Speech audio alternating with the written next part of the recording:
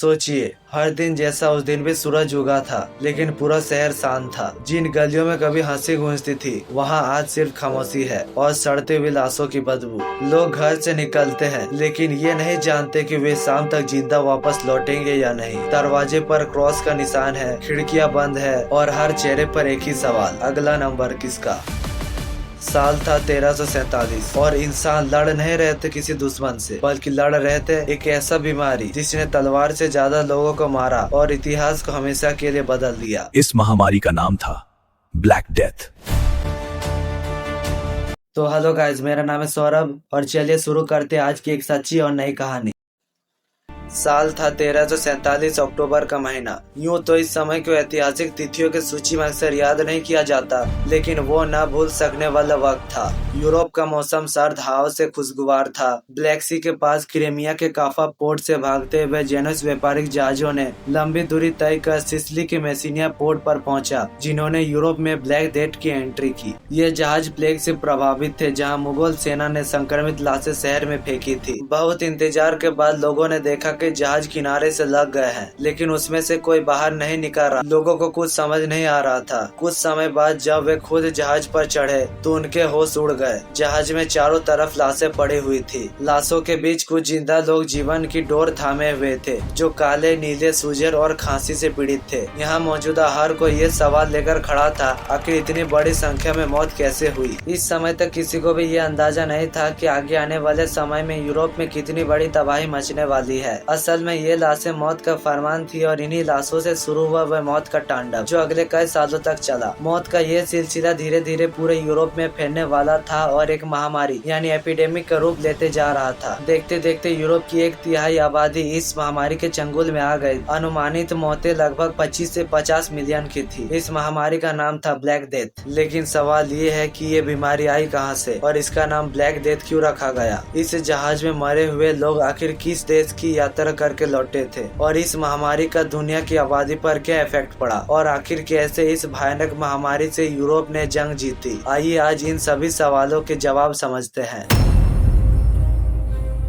दोस्तों, 13 और 14 सेंचुरी के इतिहास देखें तो यूरोप का हालत भी दूसरे देशों से ज्यादा अच्छा नहीं था। नेचुरल डिजास्टर या फिर दूसरे डिजीज का असर जैसे बाकी देशों में होता था, यूरोप का हाल भी ठीक वैसा ही था। सन 1300 के आसपास नॉर्थ यूरोप में खाने पीने का एक बड़ा संकट पैदा हो गया था, ग्रेट फेमिन। इस क्राइसिस का सबसे बड़ा वजह मौसम का खराब होना था। अनाज की किल्लत इतनी ज्यादा होने लगी थी कि 300 गुना ज्यादा दामों पर अनाज बेचा जा रहा था। लोग भूख से बेहाल थे, इम्यूनिटी कमजोर थी। यूरोप इस क्राइसिस से तो जैसे तैसे लड़ ही रहा था, लेकिन आने वाले तबाही के बारे में किसी को भी नहीं पता था कि वो यूरोप का क्या हाल करने वाली है। यह तबाही ब्लैक डेथ के रूप में यूरोप में आई थी। हमने आपको शुरू में बताया कि साल 1347 में अक्टूबर के महीने में सिसिली पोर्ट पर जो जहाज रुके थे, उनमें सामान के साथ लाशें भी आई थी। जब इन लाशों को उतारने का सिलसिला शुरू हुआ तो किसी को भी अंदाजा नहीं था कि जिन लाशों को वे उतार रहे हैं वे सिर्फ लाशें नहीं है, बल्कि एक महामारी की दस्तक है, जिसे ब्लैक डेथ के नाम से जाना जाएगा। लाशों को उतारने के बाद यूरोप में उन्हें दफनाने की तैयारी शुरू की गई। 2 दिनों तक लाशों को दफनाने का काम चलता रहा। यूरोप का मंजर ऐसा हो गया था कि एक तरफ कब्र खोदी जा रही थी, दूसरी तरफ लाशें दफनाई जा रही थी और तीसरी तरफ लोगों का लाश बन रहा था। एक छोटा लड़का जो ना तो जहाज के पास गया ना ही पोर्ट के पास गया, लेकिन वे धीरे धीरे बीमारी के चंगुल में आ रहा था। जहाज से आई मौत यूरोप में अपने पैर पसारने लगे थे।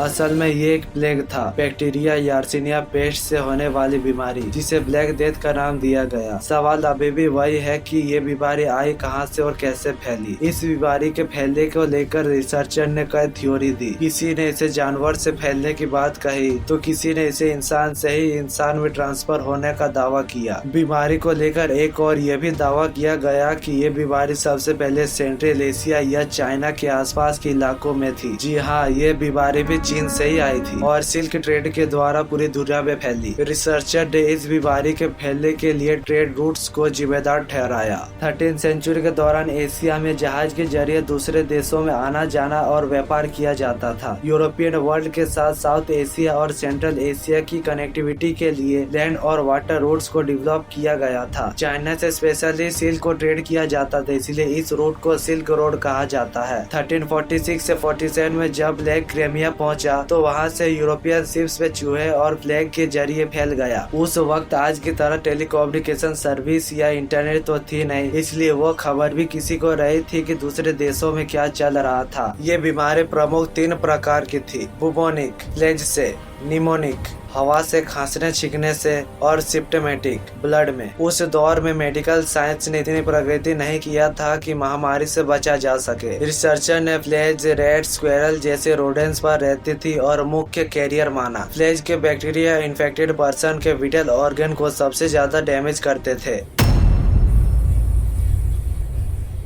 बता दो कि जो लोग इस बीमारी से इन्फेक्टेड होते थे उसके बॉडी पर स्वेलन लिम्फ नोड्स, बुबोज डेवलप हो जाते थे, खासकर गोइन, आर्मपिट्स और नेक में। इस लिम्फ से स्वेलिंग भी होती थी और काले और डार्क पर्पल कलर के हो जाते थे। इन लिम्फ से ब्लड और पस निकलते रहता था। इसके साथ ही बुबोनिक प्लेग से सफरिंग कर रहे पेशेंट के बॉडी में इंटरनल ब्लीडिंग भी होती थी। इसके अलावा high fever, vomiting, diarrhoea, blood cough, terrible pain और ग्रोगिन जैसे इसके सिम्टम्स थे। लोगों को ब्लड की खांसी होती थी। कुछ समय के बाद ब्लड सूखकर काला पड़ जाता था, जिसकी वजह से स्किन और बॉडी पार्ट्स काले हो जाते थे और इसके वजह से इसे ब्लैक डेथ का नाम दिया गया। शुरुआत में इसे ग्रेट मोर्टेलिटी कहा जाता था। बीमार इंसान की 3 से 7 दिनों में मौत हो जाती थी। प्लेग से इन्फेक्टेड रैट्स यानी चूहे यूरोपियन शिप्स में सवार हो गए थे और फिर क्रीमिया से यूरोप के सफर के दौरान प्लेग फैल गया। शिप पर किसी तरह का कोई डॉक्टर नहीं था, इसलिए इससे राहत नहीं बल्कि मौत मिलती गई। रिपोर्टर्स के माने तो सबसे पहले क्रीमिया में पहुंचे शिप्स में चूहे ने एंट्री की और यही शिप थे जो सिसिली पोर्ट पहुंचे थे, जिसके बाद लाशों के जरिए इस महामारी ने यूरोप में एंट्री की। महीनों के अंदर ही प्लेग ने अफ्रीका और एशिया के देशों को भी अपने चपेट में ले लिया था, लेकिन इसका सबसे ज्यादा असर यूरोप और इसके देशों में पड़ा। यूरोप में Italy, Spain, England, France, Germany, Hungary, Switzerland और बेल्टिक रीजन तक इस महामारी ने अपने पैर पसार लिए थे। सेंट्रल एशिया से शुरू हुई बीमारी ने पूरी दुनिया में तबाही मचा दी थी। ब्लैक डेथ ने सबसे पहले इटली और फिर पूरे यूरोप को अपने चपेट में ले लिया था। इंसान से लेकर जानवर तक सभी काल के मुंह में समा रहे थे। उस शहर में चारों तरफ जहां तक भी नजर जाती थी वहां तक उस बीमारी का असर दिख रहा था। कहा जाता है कि मरने वालों की संख्या पहले 1000, फिर लाख, फिर लाखों तक पहुँच गयी। एक अनुमान के मुताबिक 1350 तक ब्लैक डेथ के कारण यूरोप के 30 to 60% पॉपुलेशन मौत के मुंह में समा चुकी थी। बता दें कि उस समय यूरोप का पॉपुलेशन लगभग 75 to 100 बिलियन की थी। एशिया और अफ्रीका में भी लाखों मौतें हुई। इसके मोर्टेलिटी रेट की बात करें तो हर जगह अलग अलग थी, कुछ इलाकों में 80% तक। हम इसके बारे में एकदम सटीक डाटा निकाल भी नहीं सकते क्योंकि उस वक्त ऐसा कोई सोर्स नहीं था जिसमें डाटा सेव करके रखा जा सके, लेकिन इसमें कोई शक नहीं था कि बहुत बड़ी संख्या में लोग इस बीमारी की वजह से मरे थे।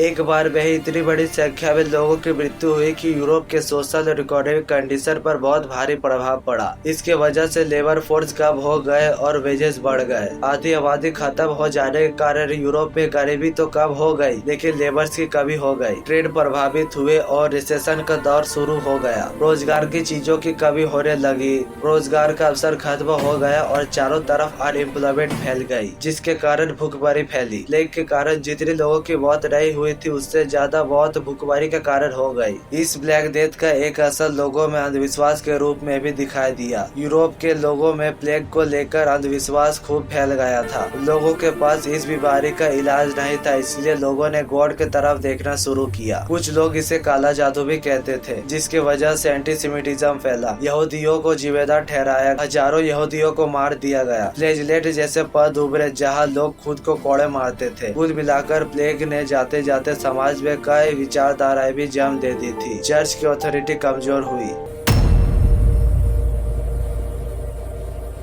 तमाम कोशिशों के बाद यूरोप ने धीरे धीरे इस महामारी से उभरना चालू किया। प्लेग को लेकर एक बात ये भी कही जाती है कि भले ही इस अनचाहे महामारी ने यूरोप में तबाही मचाई, लेकिन कहीं न कहीं इसने यूरोप में विकास का रोड मैप तैयार कर दिया। लेबर शॉर्टेज से वेजेस बढ़े, फेडरल स्ट्रक्चर कमजोर हुआ, रेनेसांस का आधार बना। असल में यूरोप के लोगों ने इतने मौतें देख चुके थे कि उनका डर कम हो गया, रिस्क लेने का क्षमता बढ़ा, नई दुनिया की खोज हुई, कॉलोनाइजेशन को बूस्ट मिला, मेडिकल फील्ड में आगे खोज हुई। आगे जाकर रिसर्च में पता चला कि यूरोप में ज्यादातर बुबोनिक और निमोनिक प्लेग फैला था। 1894 में यार्सिनिया पेस्ट की खोज हुई, वैक्सीन और एंटीबायोटिक्स बने। आज भी प्लेग के केस आते, लेकिन आज ट्रीटमेंट मौजूद है।